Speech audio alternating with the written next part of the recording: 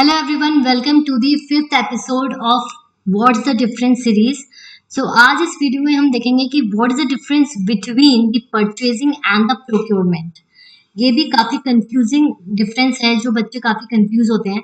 Now आगे बढ़ने से पहले please do subscribe my channel and do comment अगर आपको कोई भी डाउट होता है या फिर कोई आपको किसी डिफरेंस के बारे में जानना है तो मैं पूरी कोशिश करूंगी कि मैं उस पर वीडियो बना सकूं जल्द से जल्द.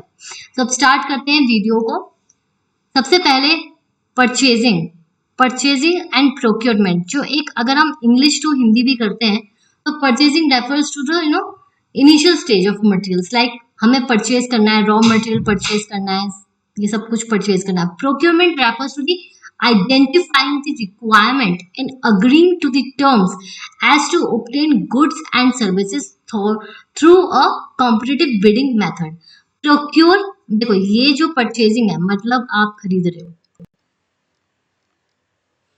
खरीदना मेन डिफरेंस कि आप रॉ मटेरियल को आप खरीद रहे हो या फिर कुछ भी आप खरीद रहे हो. प्रोक्योर मतलब आप आइडेंटिफाई कर रहे हो कि आपकी रिक्वायरमेंट क्या है और आप बिडिंग के थ्रू उसको प्रोक्योर कर रहे हो, ले रहे हो.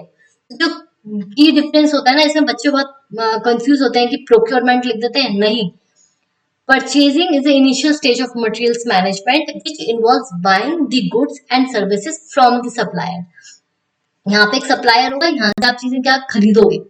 सो परचेजिंग इज खरीदना, but procurement refers to the process of identifying. सबसे पहले आप आइडेंटिफाई करोगे कि आपको इस चीज की रिक्वायरमेंट है, फिर टर्म्स पे अग्री करोगे to obtain goods and services through competitive bidding process. Bidding process मतलब आप कॉम्पिटिटिव बिडिंग लगाते हो, बिड यानी बोली लगाते हो उस चीज की, उस पर्टिकुलर गुड की या सर्विसेज को लेने के लिए, हायर करने के लिए, प्रोक्योर करने के लिए यू बिड फॉर दैट.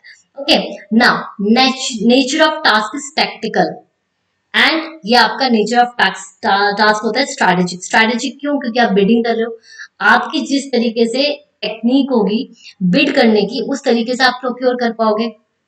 ठीक है, अगर आपकी बिड स्मॉल है, मतलब वैल्यू में आपकी कम है एज कंपेयर टू ऑल, तो आप ऑब्वियसली आपको नहीं मिलेगा, जिनकी बोली ज्यादा लगेगी उनको मिलेगा. ठीक है, तो वो स्ट्रैटेजी के थ्रू होता है. तो इसलिए जो नेचर है ना, जो टास्क है प्रोक्योरमेंट इज स्ट्रैटेजिक और यहाँ पे टेक्टिकल है, यानी इसमें जस्ट आपको जाना है, खरीदना है, सब. अब ये रिएक्टिव प्रोसेस होता है, ये प्रोएक्टिव प्रोसेस होता है. प्रोएक्टिव मतलब वो करने से पहले you have to prepare yourself, so it's a proactive process. और रिएक्टिव मतलब आपने खरीद लिया, फिर आप उसके बाद वो कैसा है, मटेरियल कैसा नहीं है, फिर आप रिएक्ट करते हो. तो it's a reactive process and procurement is a proactive process, because before procuring you have to make the strategy and you have to proactively participate. Now, activities like ordering, payment, etc. And यहाँ पर आपका क्या है, contract, record keeping, sourcing, closure. ये आपका क्या होता है, ये आपका मैंने बताया ना, जैसे रिकॉर्ड कीपिंग है या फिर कॉन्ट्रैक्ट है. किसी कॉन्ट्रैक्ट में आप कोई चीज करने जा रहे हो, या टेंडर्स होते हैं. इसका मेन एग्जांपल है टेंडर.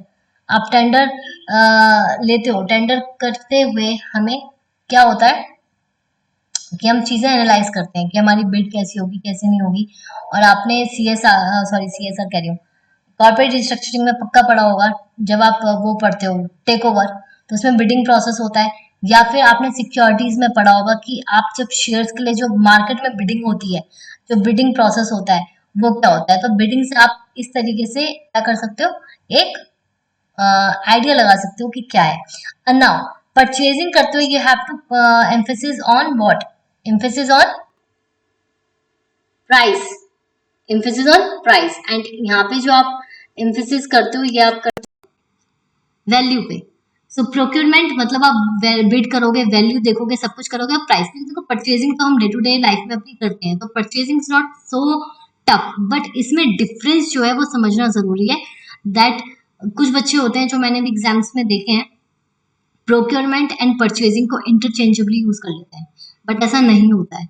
आज आपको ये वीडियो देख के पता चला होगा कि what are the key differences, और एक बहुत स्लाइटली थिन लाइन डिफरेंस है परचेजिंग एंड प्रोक्योरमेंट में. तो please students do not use these words interchangeably.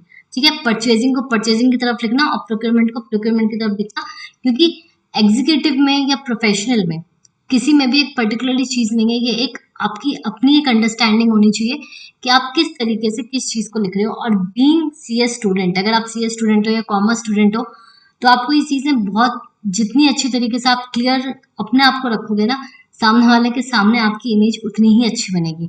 अब आप कह सकते हो इस वीडियो को देख के इनफैक्ट कि कहीं भी आपको अगर कोई चीज ऐसे बोलते हैं कि what is the difference between the purchasing and procurement, तो आप अच्छी तरीके से आइडेंटिफाई कर सकते हो कि नहीं, प्रोक्योरमेंट होता है जो आप एक बिडिंग के थ्रू जाते हो, अपनी रिक्वायरमेंट को आइडेंटिफाई करते हो, फिर आगे प्रोसीड करते हो। And purchasing is such initial stage of material management. आपको कोई चीज चाहिए, आप सप्लायर के पास जाओगे और आप अपने गुड्स या सर्विसेज को खरीद लोगे।